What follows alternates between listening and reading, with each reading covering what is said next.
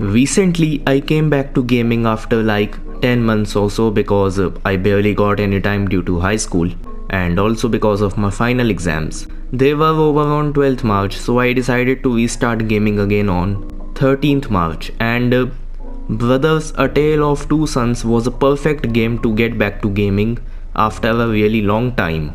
When I saw this game's beginning, then I thought that maybe there is something wrong with the version which I have purchased because the characters in the game were not speaking English and there weren't any subtitles either.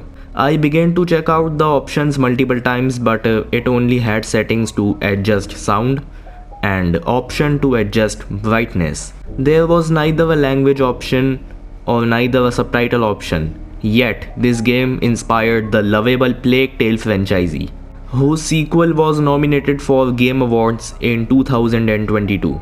Now, why do you think that Brothers A Tale of Two Sons is such an amazing and heart-touching game, even though it doesn't have a lot of dialogues and doesn't even have the option to select a language? What was the reason that why this game is respected by a lot of gamers? And why do I consider this game a masterpiece? Well, this is what today's topic is, so let's begin now.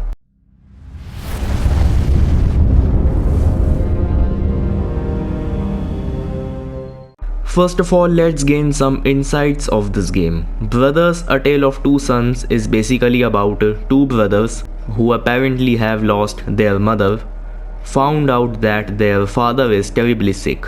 So both of them go on an adventure to find an elixir to cure him. I know the plot sounds really simple and that's what I thought too when I first started this game. But the more you will progress, the more unexpected stuff will occur in the game. This game has got a lot of puzzles and some sequences are specifically made for the older brother and some sequences are specifically made for the little brother, which was pretty easy to figure out for me honestly because I already have a good amount of experience with video games. But if someone who is making their debut in gaming with this game, then it will be really hard for them because puzzles are just one of the things which I like about this game. Its gameplay is also very unique and is based on a mechanic which is very rare in video games. You are actually supposed to play as two characters at once, which means that you have to control both little brother and older brother at the same time.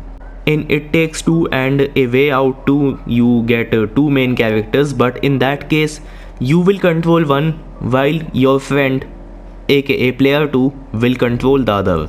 But in Brothers A Tale of Two Sons, you will have to control both main characters on your own, which is very unique if you ask me because from what I know, there are very few games who have actually used this gameplay style.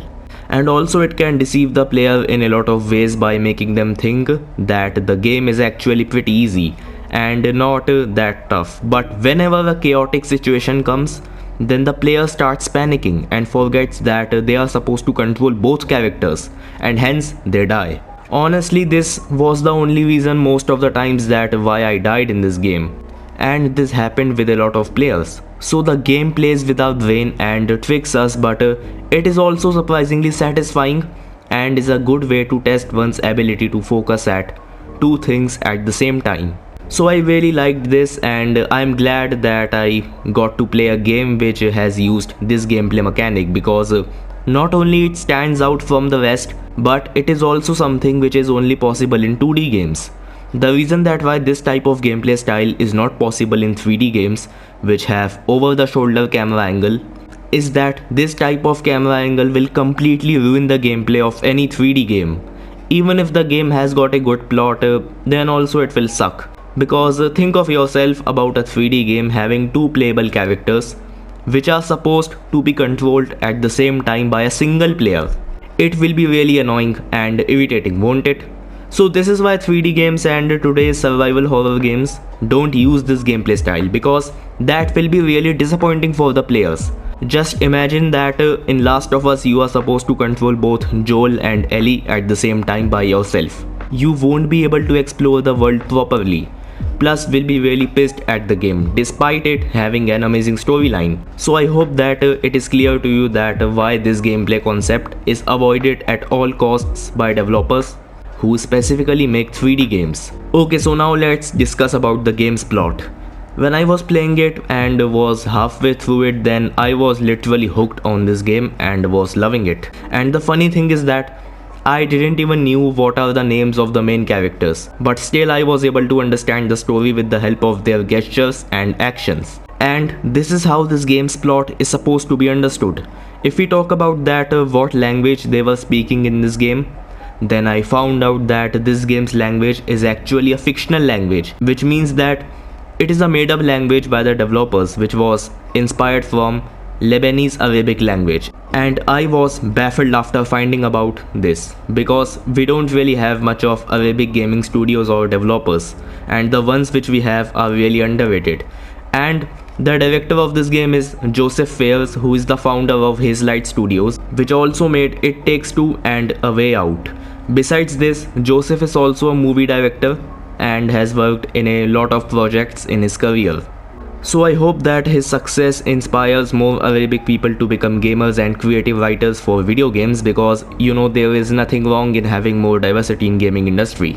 Okay, so another thing which I like about Brothers A Tale of Two Sons is that this game can also be played and enjoyed by people who have hearing disabilities, because the game is supposed to be understood through actions and gestures made by the characters. So it is really good, because in that way people with hearing disabilities will also be able to enjoy the game just like us.